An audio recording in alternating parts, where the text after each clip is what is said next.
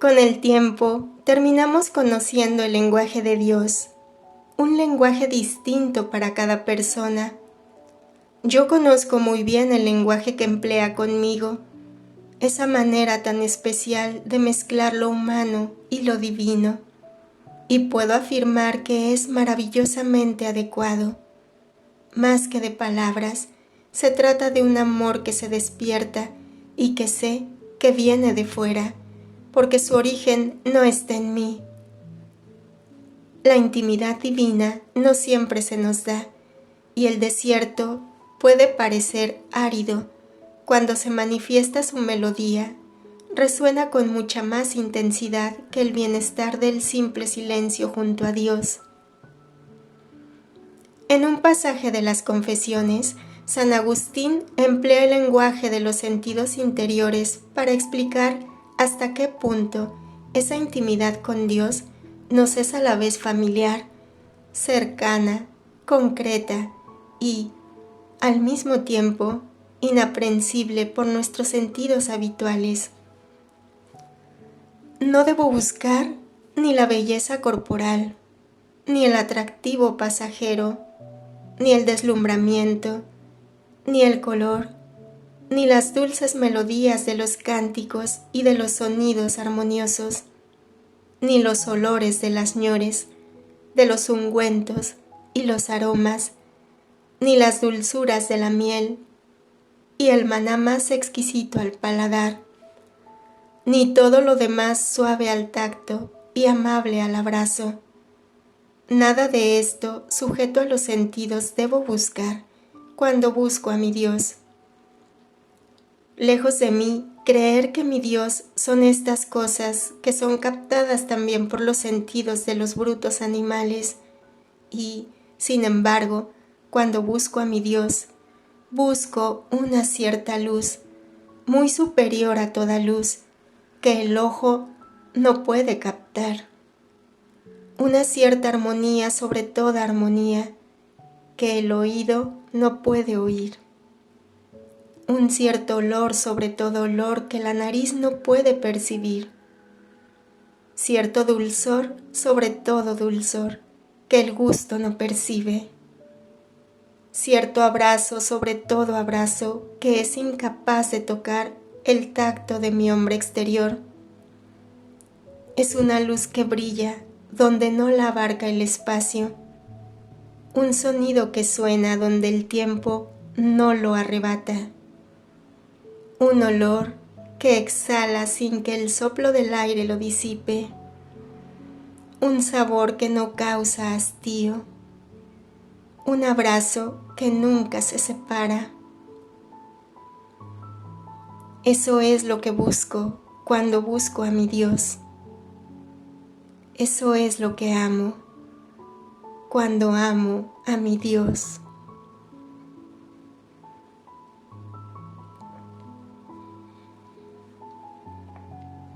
Eminencia, usted suele referirse al silencio como Dios en nosotros. ¿Está usted de acuerdo con esta idea, don Dimas? Don Dismas, sí, por supuesto, porque estamos hablando de un silencio de comunión. Yo uniría estas dos dimensiones complementarias, Dios en nosotros y nosotros en Dios, ya que Jesús dice: vosotros estáis en mí y yo en vosotros. Juan 14:20. Padre, tú estás en mí y yo en ti. Juan 17:21. Son dos facetas de una misma realidad. Podemos ser más sensibles a una u otra, pero creo que no se puede separar del todo. En el bautismo, la Trinidad viene a ser de nosotros su morada. Según San Pablo, somos templos del Espíritu Santo. Ese mismo bautismo nos hace hijos de Dios.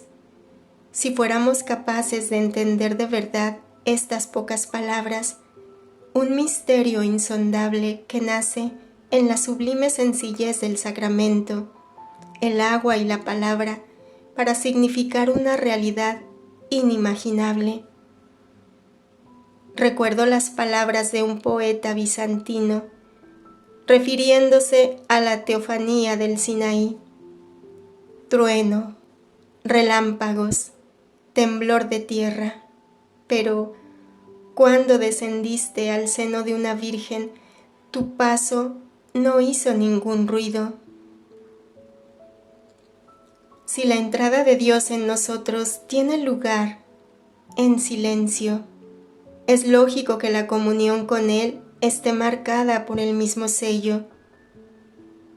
Nuestros estatutos citan a Basilio de Ancira: sea pues el alma del monje en la soledad como un lago tranquilo, cuyas aguas, brotando de la fuente purísima del espíritu y no turbadas por rumor alguno, introducido desde el exterior, como un nítido espejo, reproduzcan la sola imagen de Cristo.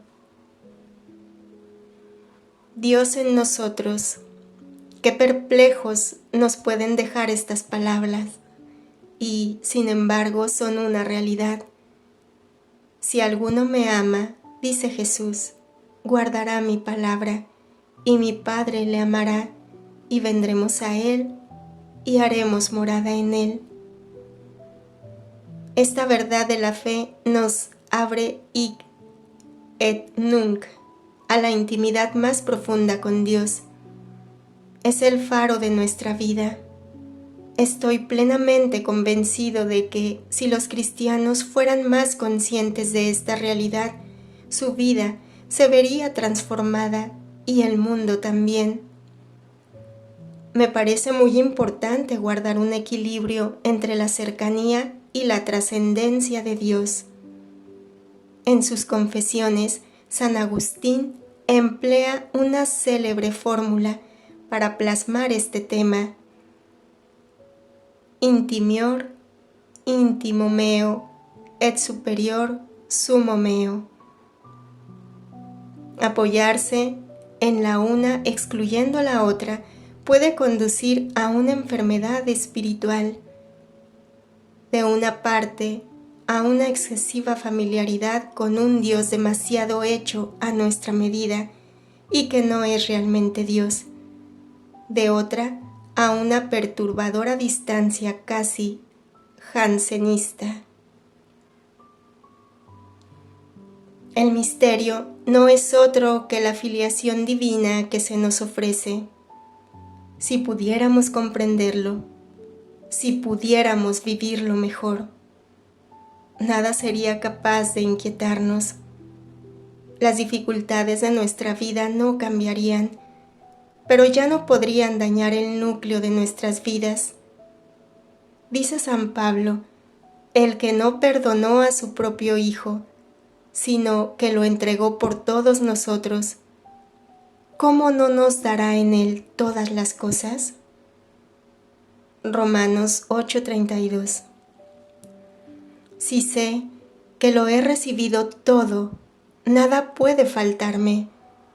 Estamos hablando del silencio, la profunda paz, del alma que se sabe amada por encima de sus sueños más disparatados, la calma inalterable que habita en ella. ¿No es eso el silencio interior? Un silencio vivo, elocuente, habitado. Una espera temblorosa con la esperanza puesta en el día del gran encuentro, cara a cara.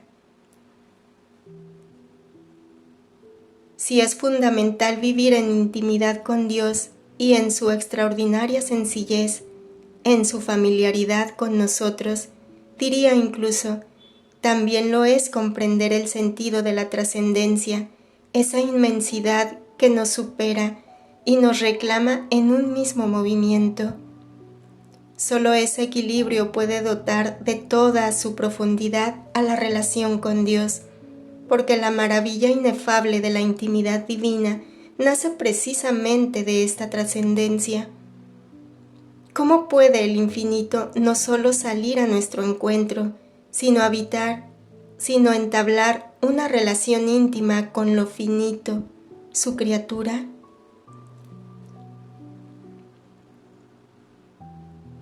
Dios es grande, Dios escapa a lo contingente, Dios es inmenso. Desde luego, yo no emplearía de primeras la palabra familiaridad para hablar de Dios. Cuando alguien te es familiar,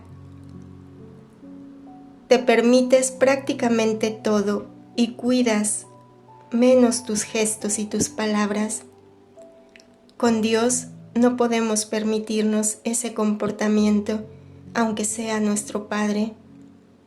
Dios es silencioso, Dios es amor. Al amor nos acercamos como a algo sagrado, dignamente, con respeto y adoración. Me resulta sorprendente el intento de entablar relaciones sensibles con lo divino, en las que esté ausente la veneración. El silencio que nos acerca a Dios es siempre un silencio respetuoso, un silencio de adoración, un silencio de amor filial. Nunca es un silencio banal. Dios en nosotros y nosotros en Dios. Solo el amor es capaz de llevar a cabo de modo infalible ese proyecto. Jesús afirma más de una vez que Dios es una presencia abrasadora en lo más hondo de nosotros, una presencia real, la presencia fuera de la cual no podemos encontrarnos con nadie. El que come mi carne y bebe mi sangre, permanece en mí y yo en él. Juan 6:56.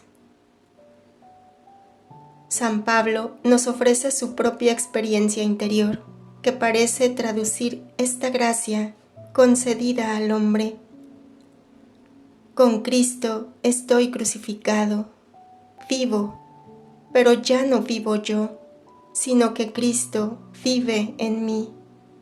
Y la vida que vivo ahora en la carne, la vivo en la fe del Hijo de Dios, que me amó y se entregó a sí mismo por mí.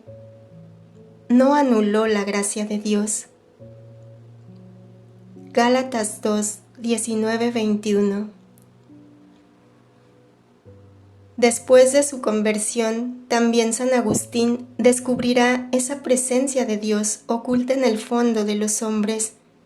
Sus confesiones contienen estas espléndidas palabras: tarde te amé, belleza tan antigua y tan nueva, tarde te amé, y he aquí que tú estabas dentro de mí y yo fuera, y por fuera te andaba buscando, y, deforme como era, me lanzaba sobre las bellezas de las criaturas. Tú estabas conmigo, pero yo no estaba contigo. Me retenían, alejado de ti, aquellas realidades que, si no estuviesen en ti, no estarían, no serían.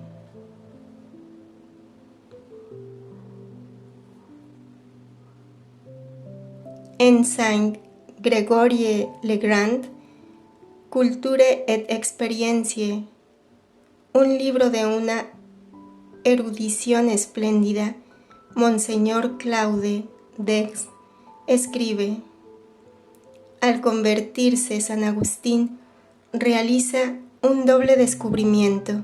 En primer lugar, comprende por qué hasta entonces ha vivido en el pecado. Su error consistía en dejarse apartar de sí mismo, arrastrado por los deseos carnales, dominado por la exterioridad. este camino no podía llevarle a Dios porque, y este es el contenido de su segundo descubrimiento, complementario del primero. Dios es una realidad profundamente interior al hombre y, por lo tanto, el hombre solo puede encontrarle evitando salir de sí mismo, no cediendo a la fascinación de la exterioridad y volviéndose a la interioridad. San Gregorio Magno no tuvo una experiencia del pecado y de la conversión comparable a la de San Agustín. Por eso es aún más significativo constatar lo cerca que se halla su concepción del pecado de la del autor de las Confesiones. Para ambos, el alma vive en el pecado cuando sale de sí misma y se convierte en presa de las seducciones del mundo exterior, de esa generación malvada y adúltera. El camino que conduce a Dios es el de la interioridad. La apostasía silenciosa de la que habla San Juan Pablo II se ha transformado en una apostasía militante. En nuestras sociedades relativistas ya nadie se considera pecador. La culpa y el arrepentimiento se han convertido en estados del alma traumatizantes, de los que hay que liberarse para poder conservar una buena salud espiritual. Nos creemos víctimas de nuestra herida, de nuestra herencia, de nuestro entorno o de las circunstancias. Los hombres no quieren verse más que como personas frágiles y heridas. El pecado parece haber dejado de existir. El adulterio, el divorcio, el concubinato no se deben considerar pecados graves. Son fracasos o etapas en el camino hacia un ideal lejano. ¿A quién le preocupa la invasión del hedonismo y de la laxitud moral, del salvaje desprecio de la mujer, utilizada por la pornografía y la prostitución como objeto de placer? No obstante, si decimos que no tenemos pecado, nos engañamos a nosotros mismos y la verdad no está en nosotros. Si confesamos nuestros pecados, fiel y justo es Él para perdonarnos los pecados y purificarnos de toda iniquidad. Si decimos que no hemos pecado, le hacemos mentiroso, le hacemos mentiroso, y su palabra no está en nosotros. ¿Por qué el mundo posthumanista no quiere reconocer el pecado? El pecado no es una realidad abstracta o una mancha en la ropa. Es el rechazo de la ley de Dios, la oposición a Dios. El pecado es la ruptura de una alianza, una degradación de nuestras relaciones personales con Dios. El pecado es una autodestrucción semejante al daño que se hace uno mismo consumiendo un veneno o una droga. No obstante, Dios no desea que destruyamos nada que sea importante para nosotros y para los demás. El pecado le desagrada y le hiere dolorosamente. Dios nos invita a la conversión y al rechazo radical del pecado.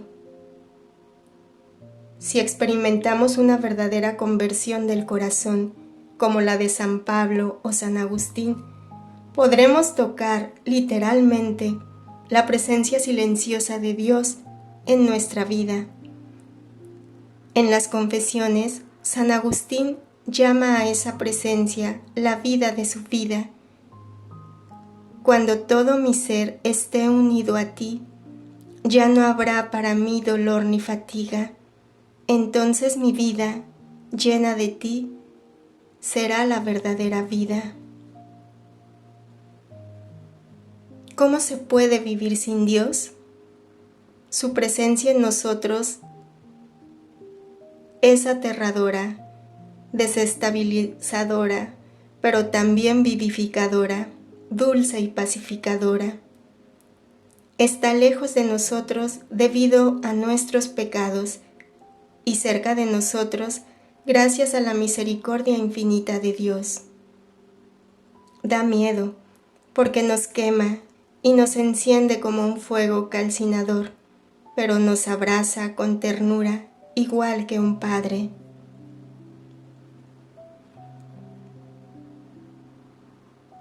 ¿Cómo aprenden los monjes cartujos a domar el silencio, a superar los fracasos frente a un silencio que se hace imposible y, en definitiva, a no tener miedo de él?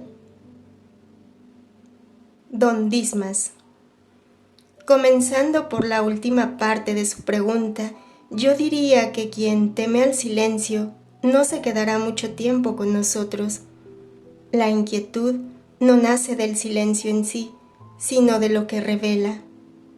Quien se retira a la cartuja para encontrarse con Dios se encuentra primero con alguien inesperado, Él mismo. La sorpresa no es demasiado agradable. Supongamos que su habitación es bastante oscura y que no es usted precisamente aficionado al orden y a la escoba. Como se ve poco, la cosa no resulta demasiado molesta. De pronto, un invitado tiene la nefasta idea de encender un foco muy potente. Entonces, el espectáculo resulta un tanto vergonzoso.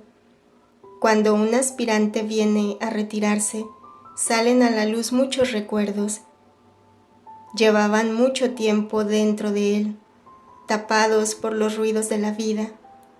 Al detenerse esos movimientos, ya no puede escapar de sus recuerdos y comprende que el silencio y la soledad de la celda, que para él eran un espacio de reposo, son también un espacio de prueba, donde tendrá que enfrentarse al combate más difícil, la batalla contra él mismo.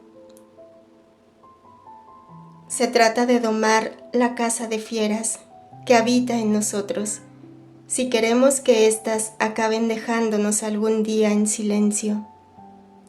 El silencio exterior, el de la propia casa y el de los labios, forma parte del itinerario. Se halla estipulado en nuestros estatutos. La sola experiencia de callar toca una cuerda invisible dentro de nosotros. El hecho de callarnos juntos contiene una dimensión muy rica, la expresión sensible de que todos queremos preservar el diálogo con Dios. Hay que respetar el silencio del otro. El aprendizaje de este aspecto exterior se lleva a cabo en el tiempo. Aprendemos a dotar al silencio de significado. Sin embargo, lo más difícil es el silencio interior. Los grandes ruidos del alma pueden desencadenarse en la celda, en la oración. Los juegos mentales, los pensamientos y las emociones se presentan alegremente para distraernos de nuestra oración. El significado etimológico de la palabra alude a un ruido que nos divide y nos separa. ¿Cuáles son esas distracciones? Si las observamos de cerca, comprobamos que siempre es un diálogo imaginario. Hablamos con otras personas de tal tema o de tal otro. El silencio de los labios exige un poco de voluntad. Prestar una atención interior en el silencio a lo que habita en nosotros requiere un largo esfuerzo, una verdadera doma, por retomar la expresión que ha utilizado usted.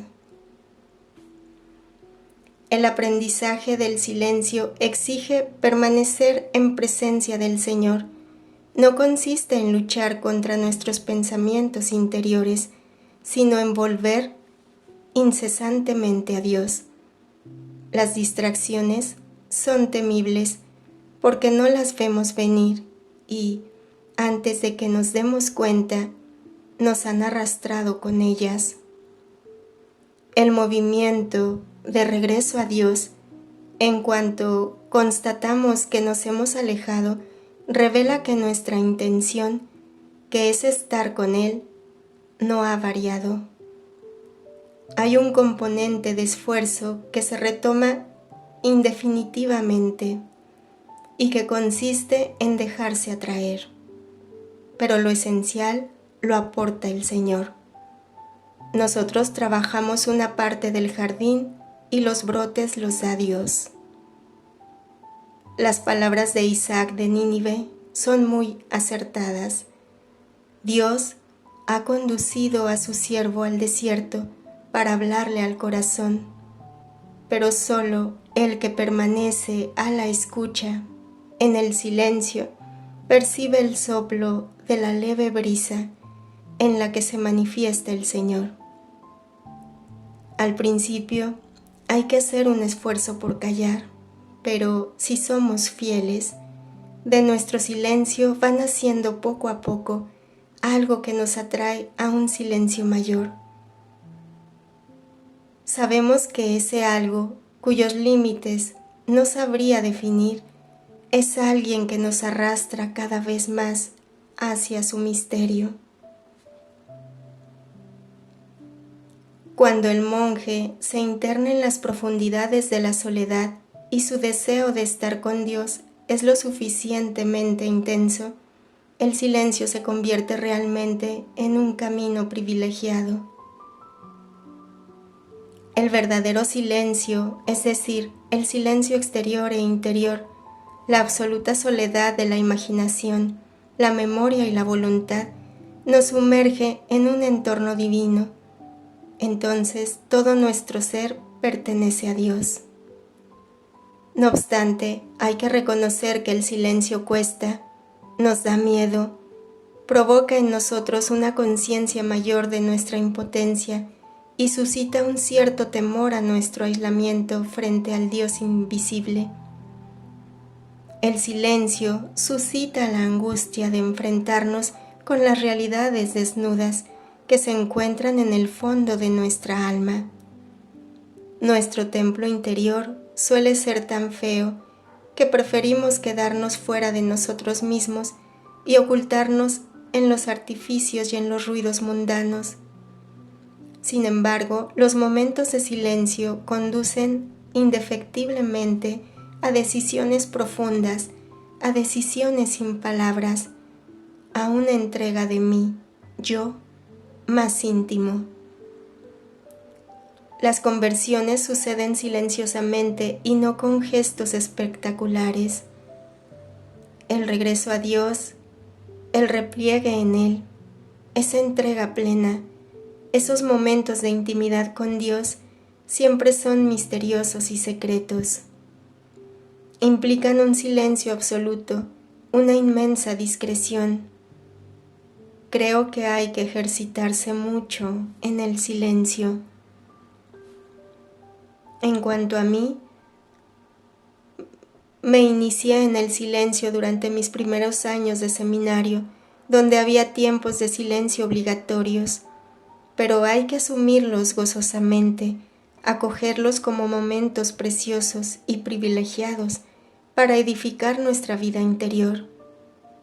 Sí, la vocación y la misión del sacerdote exigen mantenerse constantemente en presencia de un Dios silencioso, cuyo corazón, no obstante, vela, escucha y nos hace semejantes a Él para que podamos ser conformes con la imagen de su Hijo, a fin de que Él sea el primogénito entre muchos hermanos. Romanos 8:29. Durante este periodo de formación me di cuenta enseguida de que, si no existe una sólida disciplina centrada en el deseo de encontrar a Dios, el silencio cuesta y no hay nada que empuje a buscarlo con avidez. En realidad, el silencio es un ascensor que permite encontrar a Dios subiendo de piso en piso. Los monasterios y las cartujas en particular son vías de acceso a Dios, silenciosas y privilegiadas, pero el silencio ha de moldear también las almas de los seminaristas y los sacerdotes. ¿Se podría hablar entonces de una espiral del silencio? Don Dismas: el hombre puede percibir esas espirales en toda relación amorosa que se va consolidando. Al principio, la reina es la palabra. Hay mucho que descubrir del otro. Con el tiempo va ganando terreno la presencia silenciosa. Basta con estar juntos, porque la mirada expresa más que las palabras. En la relación con Dios hallamos ese mismo movimiento. Como toda relación, posee su historia, su desarrollo. En el texto que acabo de citar, Isaac de Nínive lo expresaba así: poco a poco, algo nos atrae a un silencio mayor, lo cual implica una nueva forma de relación. Ocurre igual que con un libro. Para descubrir la página siguiente hay que volver, hay que ocultar y de alguna manera abandonar la anterior. Con Dios ese movimiento no tiene fin, porque Él es infinito. Poco a poco, la intimidad divina que nos colma va cediendo terreno a la insatisfacción. Escuchamos como una llamada a ir más lejos, aunque ignoramos en qué dirección. Es como si el Señor no acudiera a la cita, o, para ser más exactos, somos nosotros quienes no acudimos a la cita. Nos hemos quedado en el mismo sitio, mientras que Dios ha avanzado. En ese momento hay que abandonar algo para emprender la escucha de las señales que Él nos ofrece. Igual que el niño que se pierde en el bosque, escucha en absoluto silencio para poder percibir una voz que le indique qué dirección tomar.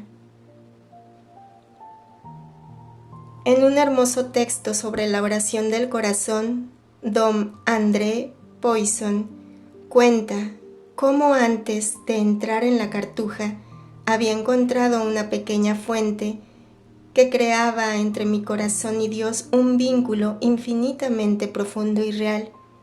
Y un buen día, mucho tiempo después, le asaltaron las dudas y se dio cuenta de que esa pequeña fuente no era Dios, ya que solo de él tenía sed.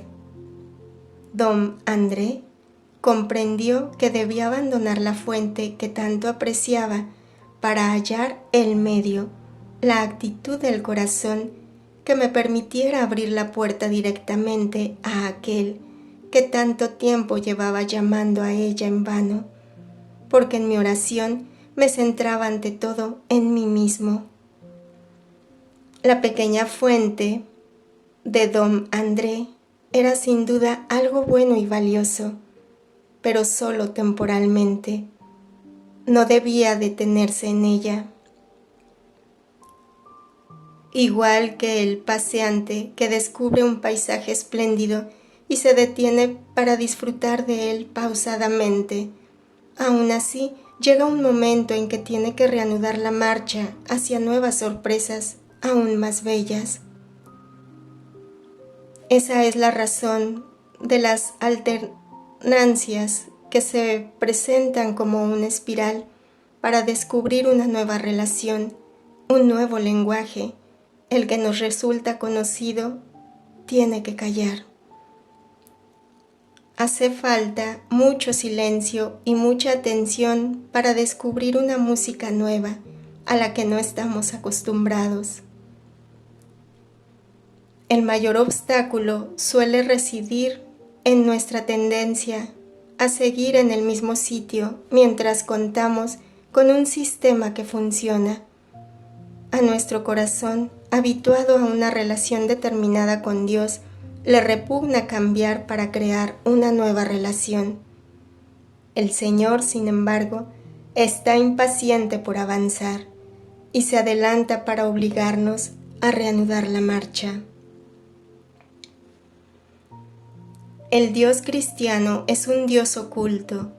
Este es uno de los grandes misterios del modo en que la providencia gobierna el mundo.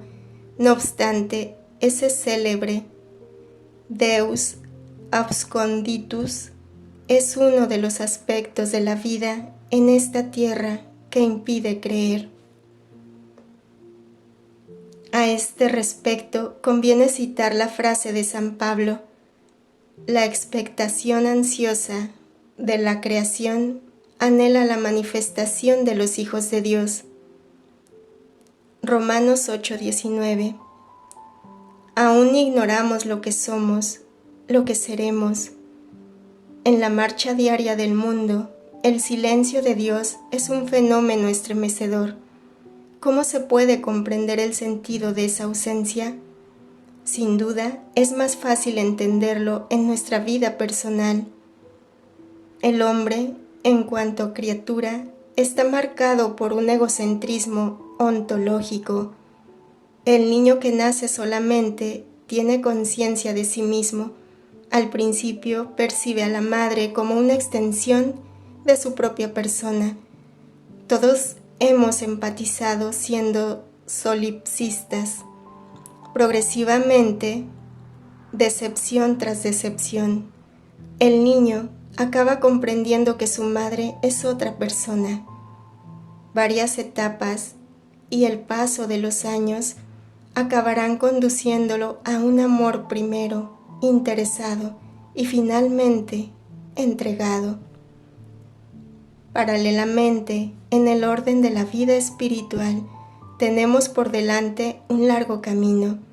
Hay que pasar del egocentrismo absoluto al amor oblativo, totalmente descentralizado de uno mismo, a semejanza del inmenso amor de Dios. Ese es el trayecto de la criatura más pequeña hacia el infinito del cielo. Una evolución parecida requerirá asimismo mucho tiempo, pero es como si Dios tuviera prisa. Por eso, no nos debe extrañar que ese curso acelerado sea algo rudo. La vida es muy corta y el trayecto considerable. Vista desde la eternidad, nuestra vida es solo un breve instante. Eso no impide la sensación de que el tiempo se alarga, sobre todo cuando se sufre. No perdamos de vista esta diferencia que nos ayudará a comprender. Cuando estamos del lado de Dios, nuestra mirada será la misma que la suya. Así lo explica Jesús. La mujer, cuando va a dar a luz, está triste porque ha llegado su hora, pero una vez que ha dado a luz un niño, ya no se acuerda del sufrimiento por la alegría de que ha nacido un hombre en el mundo. Juan 16:21. En este mundo contamos con una oportunidad única de amar a Dios cuando aún escapa a nuestra mirada y a nuestros oídos. La fe no se da en la luz, porque el deslumbramiento se reserva para la eternidad. Pero llegado el tiempo en que Él se revele plenamente, nuestra alegría será eterna por haberle amado sin verle. Jesús dijo a sus discípulos: vosotros sois los que habéis permanecido junto a mí en mis tribulaciones. Por eso yo os preparo un reino, como mi Padre me lo preparó a mí, para que comáis y bebáis a mi mesa en mi reino, y os sentéis sobre tronos para juzgar a las 12 tribus de Israel. Y en cuanto a Él mismo, no era preciso que Cristo padeciera estas cosas y así entrar en su gloria? Lo mismo ocurre con los hombres invitados a seguirle tomando su cruz. Esa cruz puede ser pesada y terrible, pero San Pablo nos recuerda que fiel es Dios, que no permitirá que seáis tentados por encima de vuestras fuerzas. Seamos humildes cuando hablemos del sufrimiento ajeno. Solo quien ha sufrido de verdad tiene derecho a hablar. En Le Auteur, Paul Claudel escribió: Dios no ha venido a suprimir el sufrimiento, ni siquiera a explicarlo. Ha venido a llenarlo de su presencia. Yo añadiría, ha venido a compartirlo.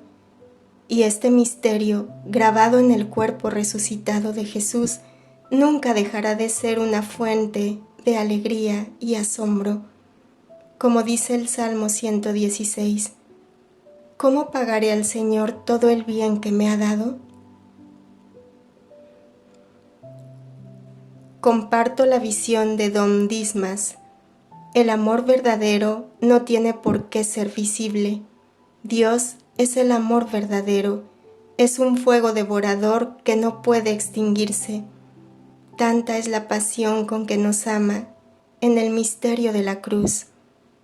Es Deus absconditus, Dios invisible y oculto, y al mismo tiempo se ha hecho visible en su Hijo, por quien hizo también el universo.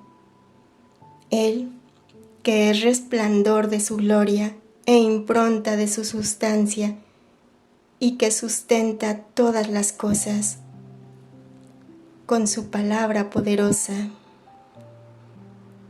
Dios está cerca de nosotros.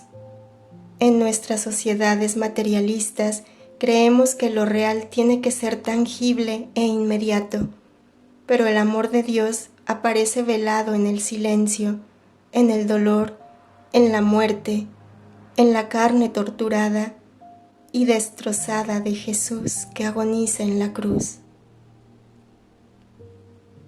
El profeta Elías le habría gustado ver el rostro de Dios. Ese es también el deseo, la inquietud religiosa más hondamente arraigada en el corazón de cada hombre. Pero no podemos ver a Dios sin morir de miedo, de estupor y de asombro. Aún así, Él no sería capaz de dejar insatisfecho un deseo humano tan intenso.